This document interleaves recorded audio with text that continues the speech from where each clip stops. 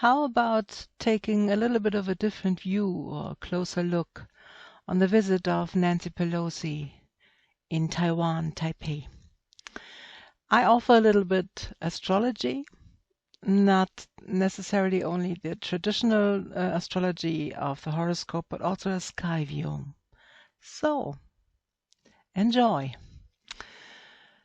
I will not go into the biography of Nancy Pelosi. I just want to highlight certain things. She was born during World War II, before America entered the World War. As far as I got the information, her family was already politically active. When she was about 20, she met Kennedy, which is one of her famous photos. The other famous photo is the moment where she ripped apart the State of the Union from Donald Trump. From the fixed star astrology, she is quite interesting because she has Deneb Algedi, the ancient lawgiver, as the heliacal rising star, so the star that is rising together with the sun, which means that she has a tendency to seek the legal, physical, or metaphysical laws that govern the world. Deneb Algedi is an energy that seeks the just and the righteous rules for people to work and live together. So it is not just the rules to push people down, it is the rules that make a community work, that make a cooperation or a co-creation or coexistence possible. She has as a heliacal setting star, so the star that is setting when the sun is setting, Regulus, or to be precise, the star that is active when the sun is setting is Regulus, which is in the constellation of Leo, one of the most important stars of the constellation of Leo. It's an energy to know how ruling or how real kingship is possible, but one has to avoid certain nemesis, and the nemesis with Regulus is revenge. It's not a good idea to do things out of revenge, always having the greater good in mind when doing things. And it is especially essential to divide in just patterns or in just amounts. So not to give one more and the other less. This is one of the situations where Regulus can turn against someone and then you have a downfall from a ruling position.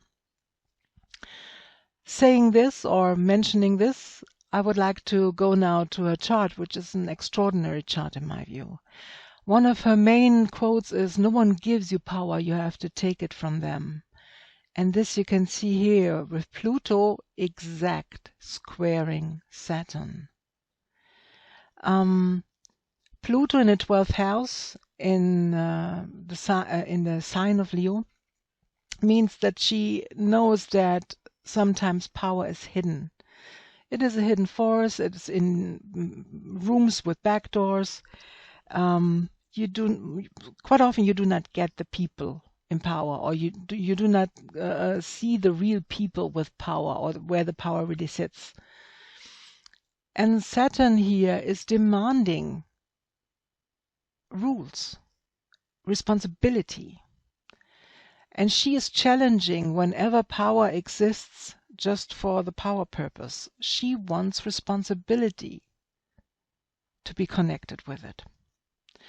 So she enters and is taking down any structure that is just power by power. She wants power through responsibility.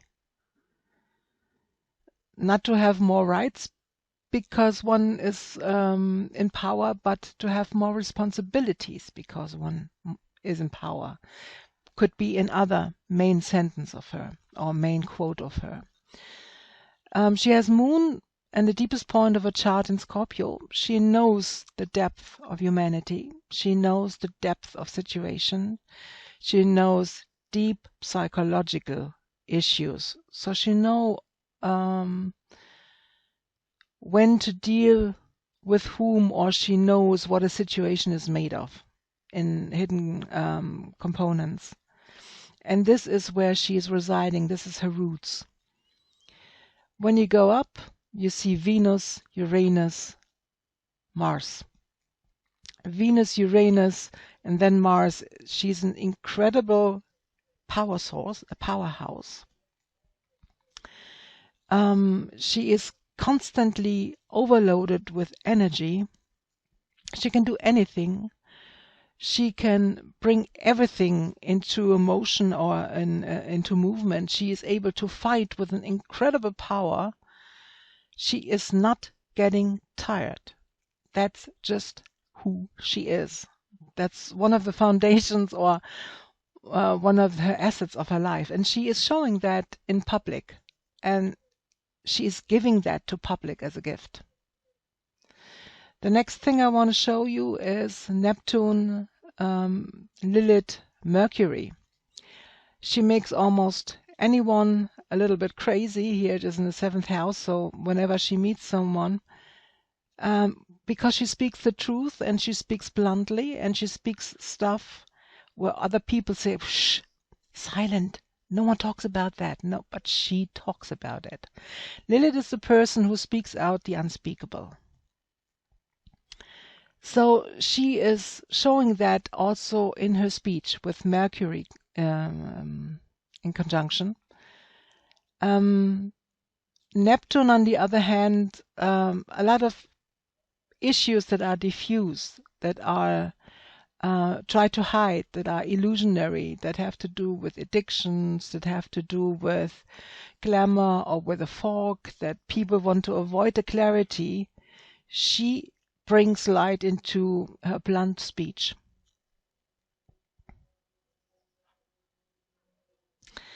I'm especially amazed with this because Venus and Uranus, she has such an incredible power through also being a woman.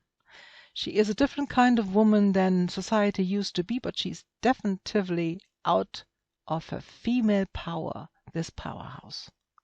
She is not copying male power. This is a form of female power that she is bringing into the world. When you look at the sky at her birth, she has Regulus at the ascendant. So the moment she was born, Regulus was rising.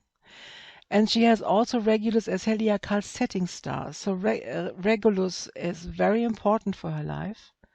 So the story of good government, of being a good king, being a just king, being in a position where you divide equally amongst the people and not giving someone more and other less. So she has a strong drive to really work out good proportional regulations. She has the moon aligned with Zubin el-Genumi and Zubin Eshamali. And also having the moon setting with Zubin el-Genumi is setting. The Zubin energy in the constellation of Libra, which once was among Scorpio, but is now separated as a own constellation.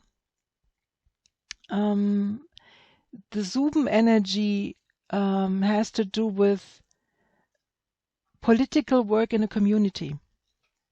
So she's rooting in a community, or when one is rooting in a community and is working towards the greater good.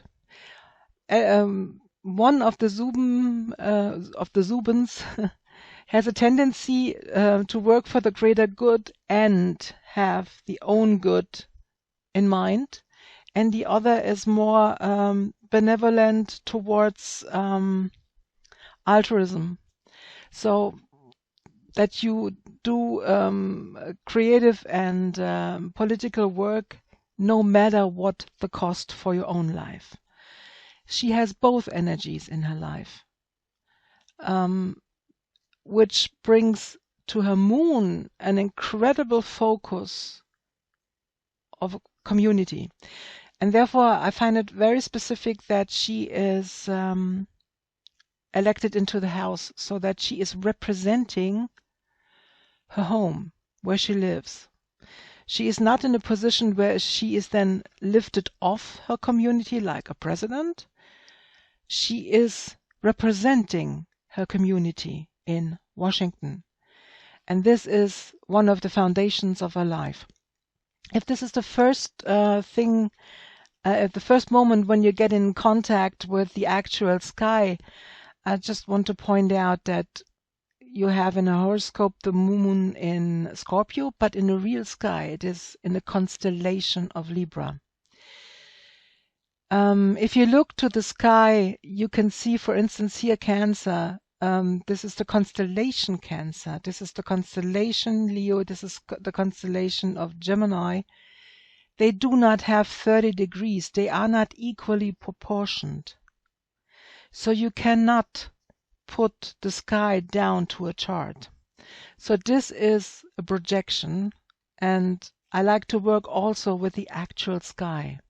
So her birth moon in the horoscope in Scorpio is here, just as I say, in Libra, and it is representing the political work in the community in altruistic way, and at the same time that she also watches out for her own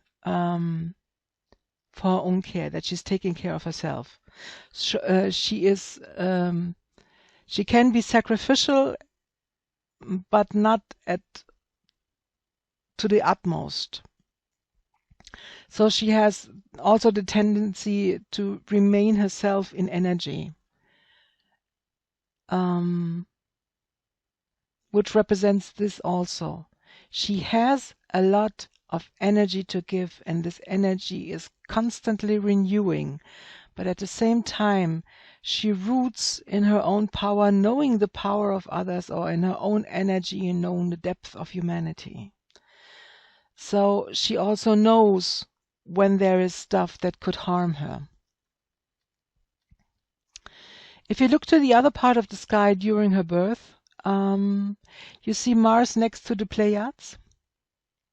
The Pleiades in the fixed star astrology give a higher vision. It's the third eye, intuition, prophecy, the look into the future. Where she has Mars, she can work tirelessly towards a future she is perceiving. And Saturn is at Al-Resha, which is the knot of the constellation of Pisces, where both of the fish meet. So it is the point where you can connect different views. Her Saturn is therefore a wise spiritual or creative leader energy. She knows where the point of meeting can be in responsibility. She would not do compromises just for the sake of compromise. When she's compromising, she knows the exact point where both sides get the main view, where both angles are met, where both views are met. And this is her point of responsibility, to take, to assure this. Her responsibility is to bring a connection to seemingly divided energies, or to a theme where the energy is flowing towards all sides, and you, in the first moment, cannot see the common ground. She's able to see the common ground. Let's come to August. On August the 3rd, on her Twitter account, she did a live stream. She was giving an order, and it was one of the reasons why she touched down in Taiwan. And this is the president of Taiwan. So I took the moment of this order giving, because this was the first photo that was officially released then with her and the president, to calculate the chart from that moment. You can see we have Libra rising. Libra is the sign of diplomacy, of relations. The moon is in Libra, so it is a moment that affects also the people of Taiwan as well as the people of America. You have Venus meeting with Lilith, which is a very strong female energy already here, visible. And you can see there is a square between that. Moon and Lilith is an exact square. That could mean that that the people could be challenged by the female power displayed, because Venus and Lilith are on the highest point in the chart, so at the MC. Venus is the highest force. She's visible in public, and people or energies behind back doors may be challenged through what very strong female leadership is expressing at that point in time. Then you have Mars, Uranus, and the nodes squaring Saturn. Saturn, responsibility and old structures or structures, is in Aquarius, so we should now be aware of the structures of the coming age of Aquarius: brotherhood, cooperation, equality. And Uranus, Mars, is challenging or is challenged by structure, either the old way or that the new way is challenging. A lot of Uranus belonging to Aquarius. Energy flow is going on. So this is a working energy. You have to work with that pattern. As it is in Taurus, it is quite a fixed energy. So there may be fixed structures that are a bit challenged, especially as Mars is there, in action or in war or in male energy. Pluto is at the IC at the lowest point, which means the energy is rooting in Pluto themes, which can be atomic power, but nevertheless power. Pluto in Capricorn is governmental and administrative power, structural power. This is having a quincunx with Mercury. Quincunx is a Neptune aspect, which means things can be hidden, things can be illusionary, things can be a bit shady, or there can be it is not necessarily clear visible, it's a little bit foggy, a little bit misty. It can have to do with addictions, it can have to do with illusions. It is not quite visible, whatever is going on. There's also the possibility of a Yod aspect towards Neptune, which could mean that the Neptunian energy is even stronger in this. Neptune is also sea, ocean, gas, crude oil,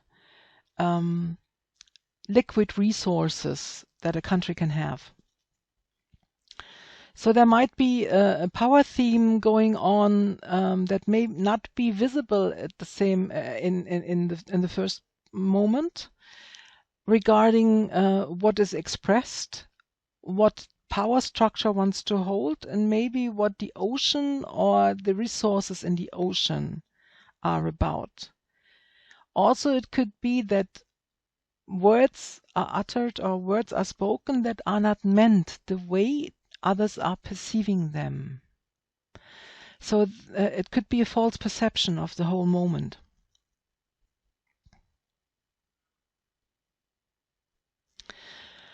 So, if if you look from the point of ruling, the ruler of the ascendant Libra is Venus. Venus is in the 9th house together with Lilith in Cancer. The ruler of Cancer is Moon. So this square is doubled, tripled in energy. It is a constant energy flow back and forth between a challenging view of a woman or women that speak their truth and speak things that usually are unspoken, unheard of even.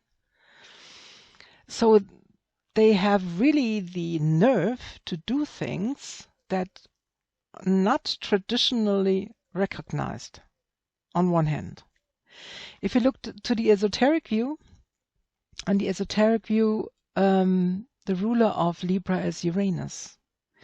You have then Uranus, where you have to look at. Uranus is in Taurus. If you look traditionally for Taurus, it's also Venus, the ruler. You have a very strong bonding of Uranus with Venus, openly and hidden. So the chart speaks of an esoteric alignment of female power, also challenged through a female display of energy in the Lilith power. People and the male, government, structures, power forces are not used to. Let's take a look where Venus is in the actual sky. In my German monthly view astrologically, I marked the time between the 2nd and the 4th of August, like, please watch out because Venus is at the testicles of Pollux, the shadow twin. In various years now, I realized whenever a planet meets really this star named Vasat, it is the testicle. And patriarchal pattern have the tendency to either strengthen if it is Saturn or Mars or whatever. For instance, when the sun was on the testicle of Pollux, America had the Supreme Court ruling on abortion rights. So the testicles of the shadow side of the male said, you woman have no right on your own body, and even if we force you or rape you, we are the ones ruling. Our testicles are ruling over you. Now Venus is at the testicles, and I really tried to display it a little bit humorously. I said, if Venus is there at the testicles, maybe there is a certain pleasure that can happen, yes, but it could also be that she is taking a grip, that she is doing the opposite Trump gesture.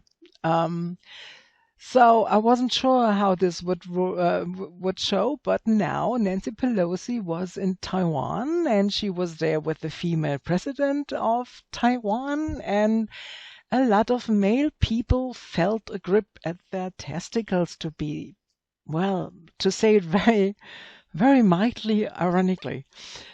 The sun is at the Azeros Australis in the constellation of Cancer, which means the donkeys.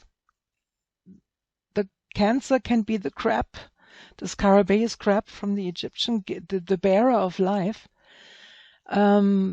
The Azelus, the donkey position within the crab, can also have a meaning of the donkeys as it is displayed in the Hebrew and biblical texts of the donkeys towards Jerusalem. It is one of many views. It's not that important star in the sky. Nevertheless, Sun was near these donkeys, and Mercury was next to Regulus. And as you may remember from the beginning of this video, Mercury, Regulus is very important for Nancy Pelosi. So this moment, the female energy had a grip on the testicles of one of the twins. the sun was within a very female energy of giving birth. Really an archetypical way of giving birth, an ancient way. And there was a kind of very grandiose, powerful speech taking place due to Mercury in contact with Regulus. And then, if you take a very short look, this inner is the birth chart of Nancy Pelosi, and this is the moment where she was in Taipei, or that was taking place on the 3rd of August. And then you may see a little bit of the glimpse of what is really going on. Nancy Pelosi has right now a Uranus return. She's old enough to have a Uranus return. She has Uranus on the birth chart, Uranus on Venus. She has a Mars return on her Mars in this time. So she is starting a new 2-year cycle. But she is, for the first time since her birth, Uranus-Mars on Uranus-Mars. That is a whammy.